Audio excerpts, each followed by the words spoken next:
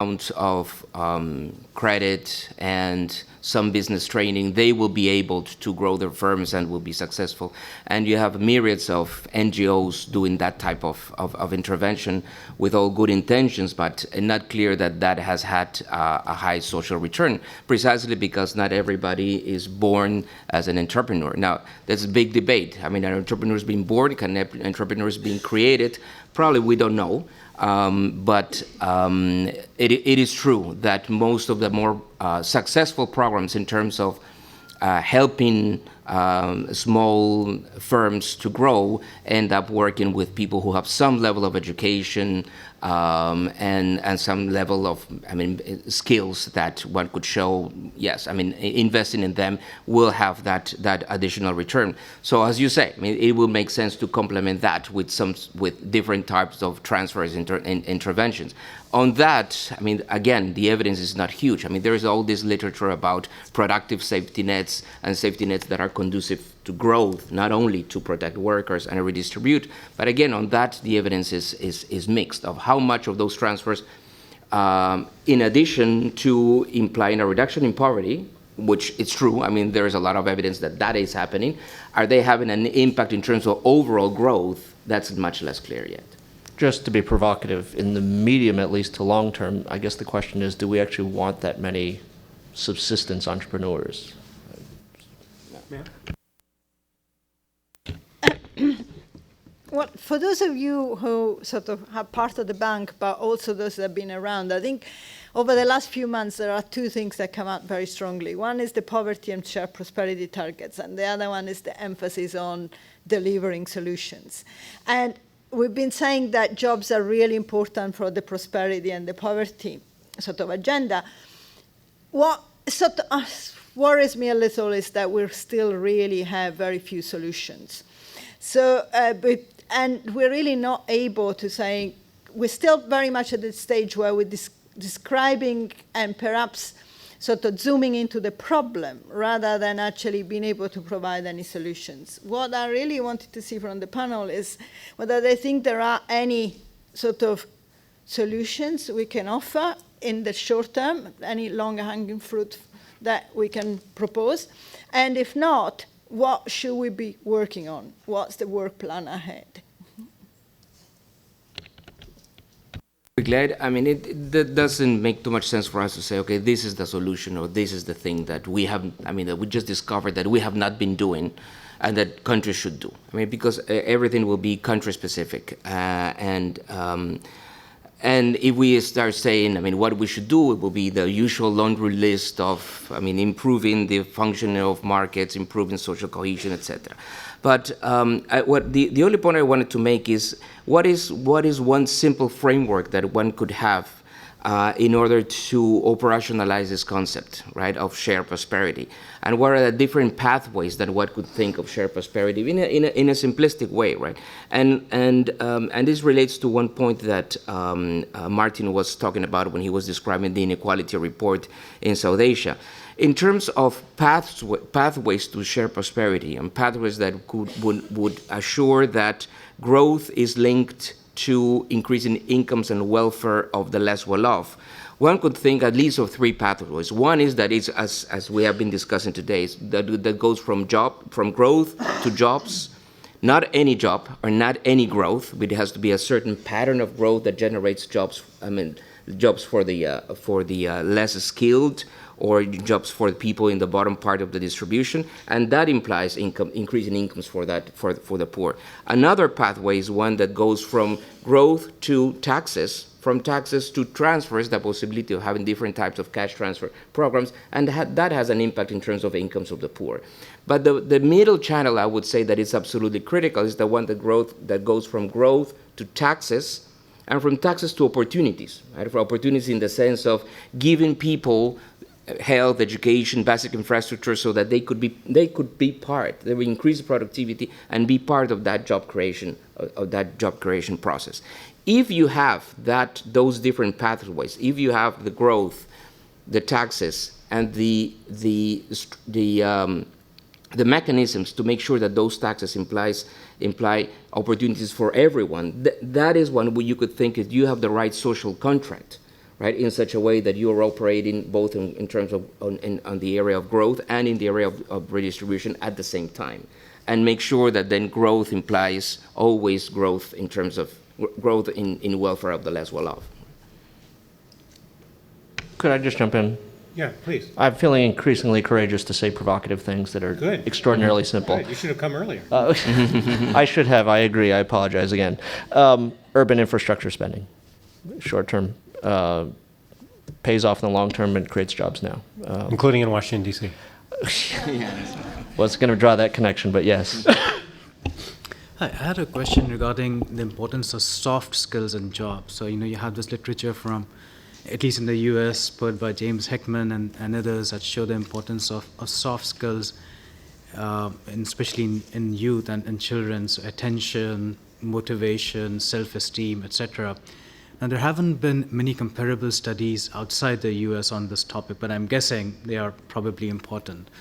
So if you buy that, I was wondering what your experience or what views you might have on the importance of soft skills and what we can do or not do to spur that.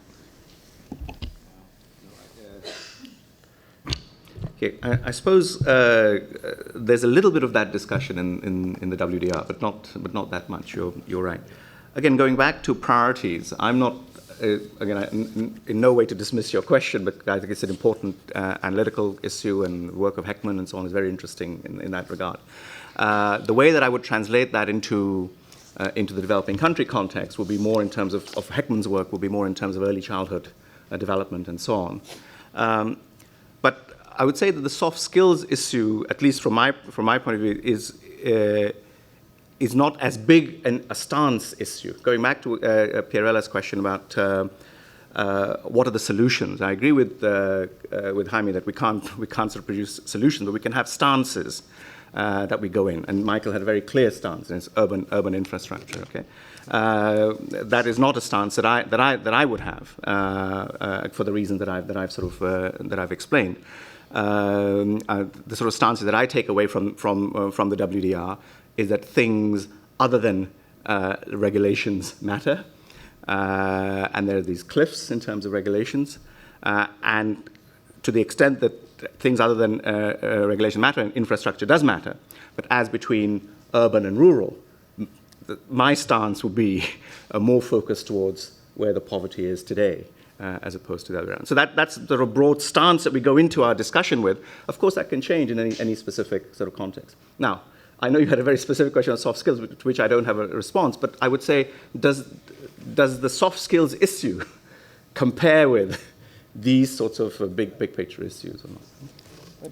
But on that point of the soft skills, I would say that it is there's increasing evidence that is a very important issue, particularly now that we see very high youth unemployment and very high rates. It's about 30% in the developing world of people, percentage of youth who are neither working nor studying, so not basically idle. And I think we still need to learn more, but the evidence that exists in terms of training programs that work is training programs that are coupled with a better integration of with the productive sector, and training programs that include soft skills tend to have higher returns, right, in terms of increasing in incomes and increasing in employment, right, among your workers. So with the evidence that exists today, I would say that issue is extremely important, and we need to work more in terms of that evidence, but we also need to work much more in terms of the regulation of the training market, because in education in general and in training, the amount of investment of families is huge, but in many cases it's a very unregulated market. So you have a lot of investment of training that is low quality training, or is training that is not necessarily linked to the needs of the productive sector. So a better regulation of that market is absolutely critical as well.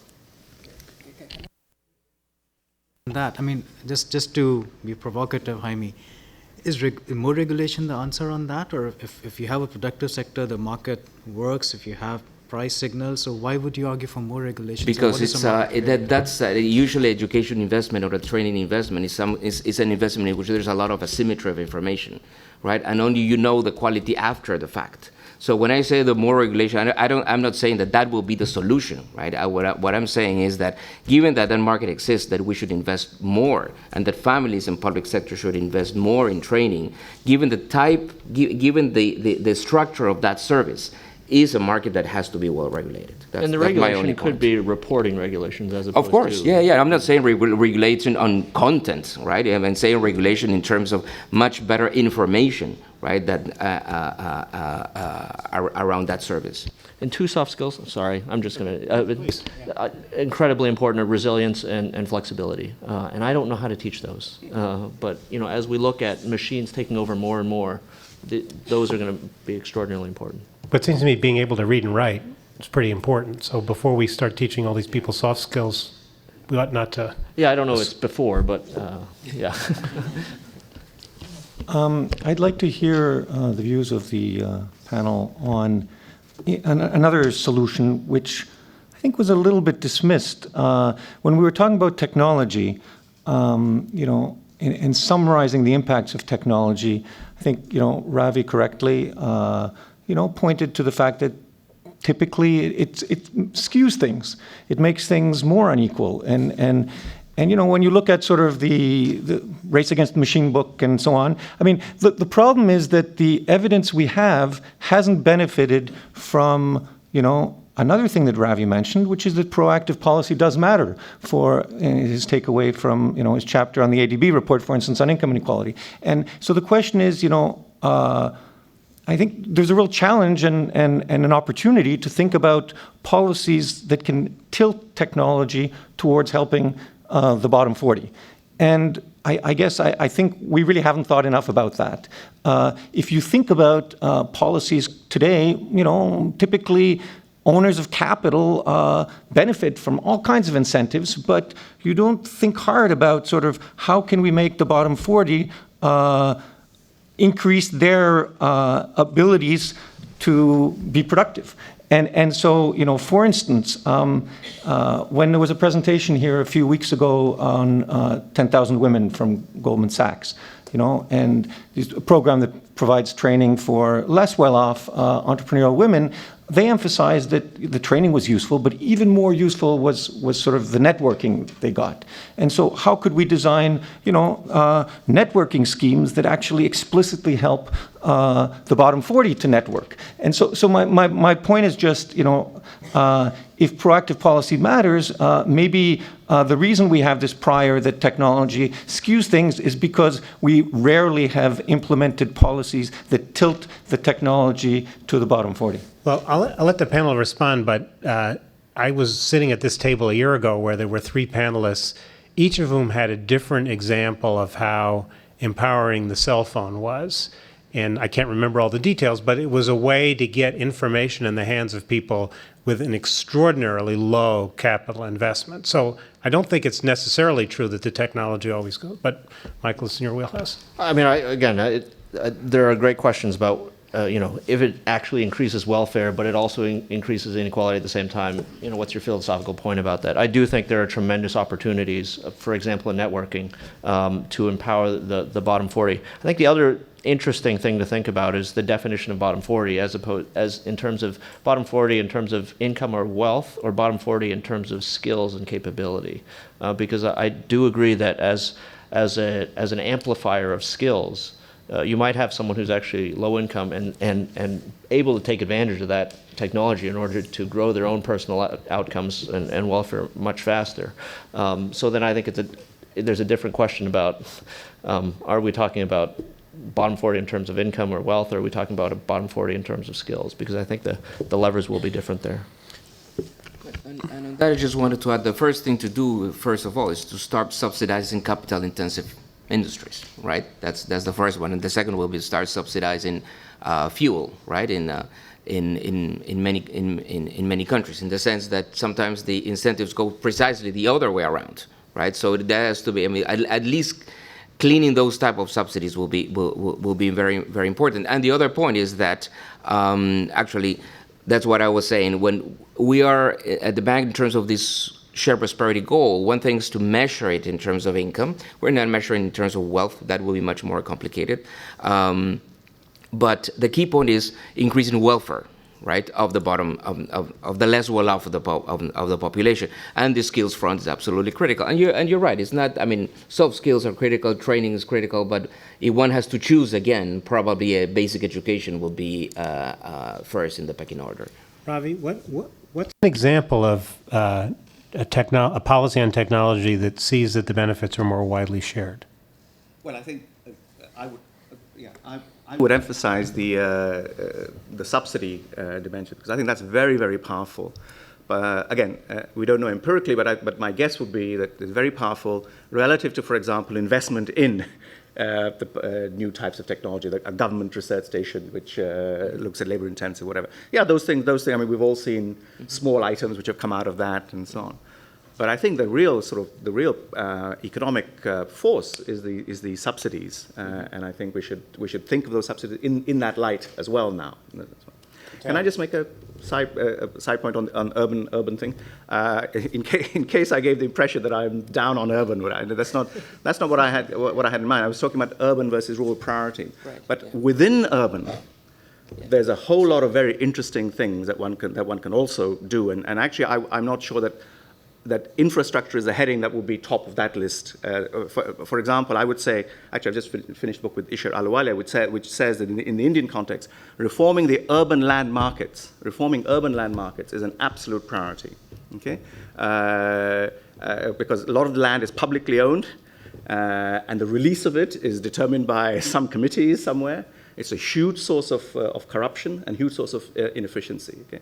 So thinking about how one begins to develop urban land markets through release of public land is absolutely crucial. And then one can tax that in order to get resources. That's a priority one, we would say. Priority two, we say in our thing. I mean, under the broad framework of urban infrastructure is important, is the capacity for management in urban areas, particularly once you go below, actually even at the capital level, once you go below that to the district capitals and so on level, is abysmal.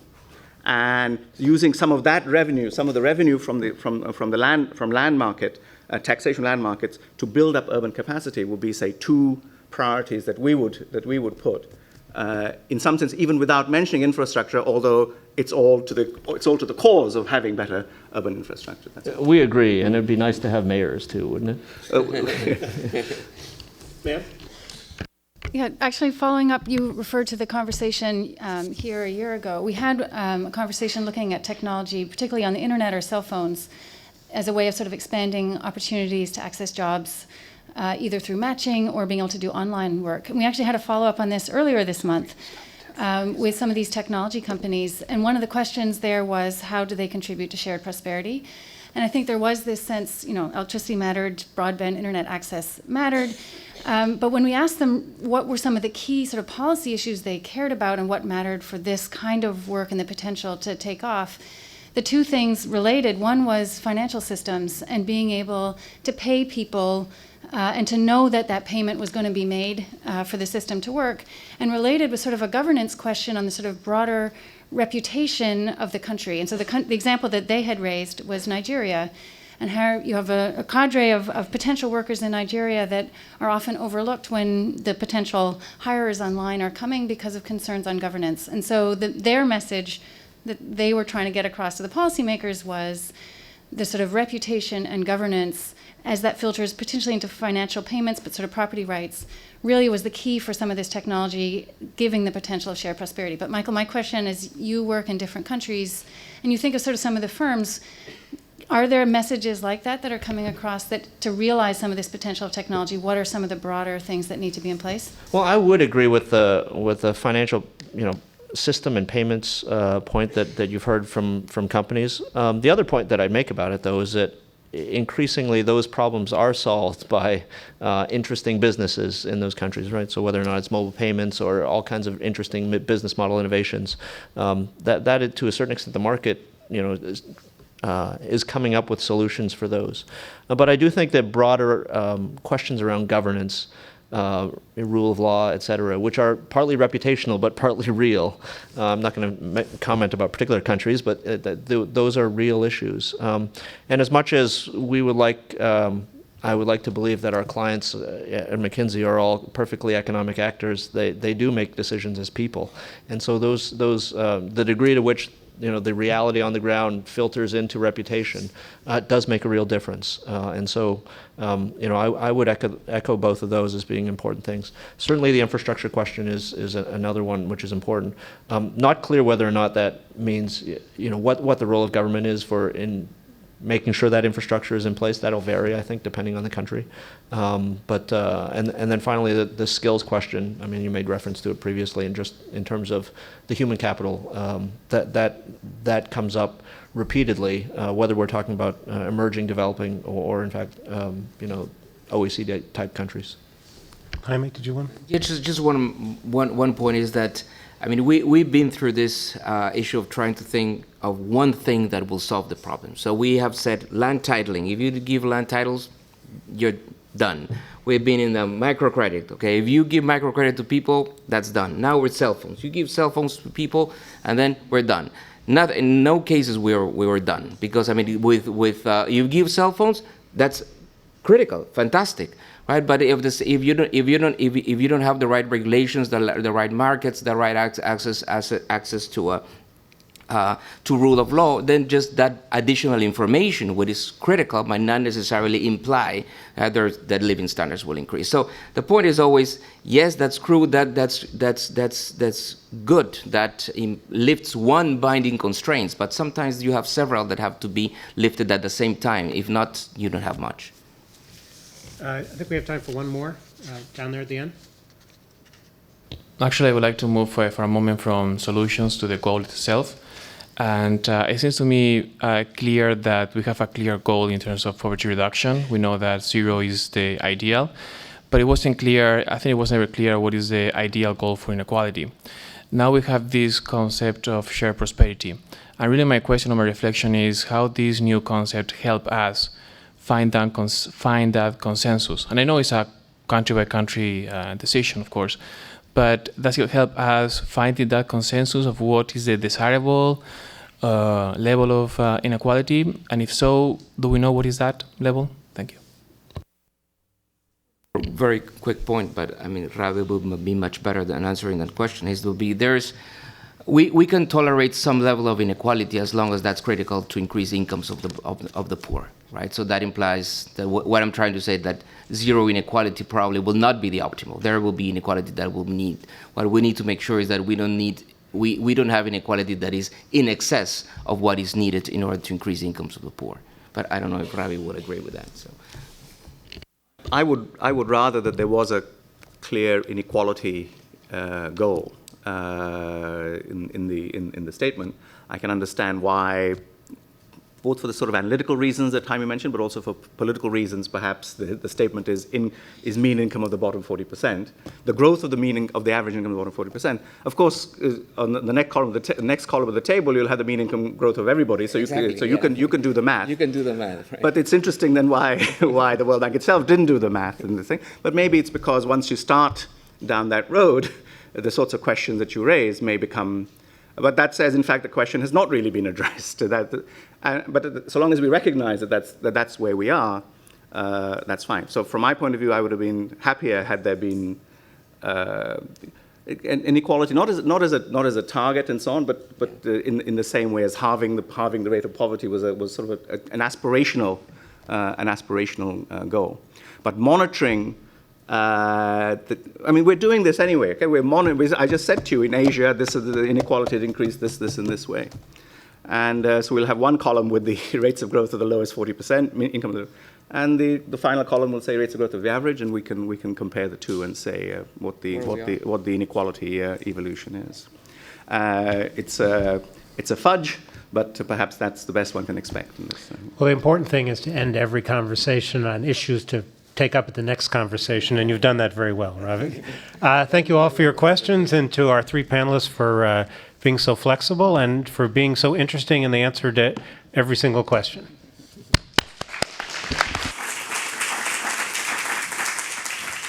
And I have no idea what comes next, but I assume you do.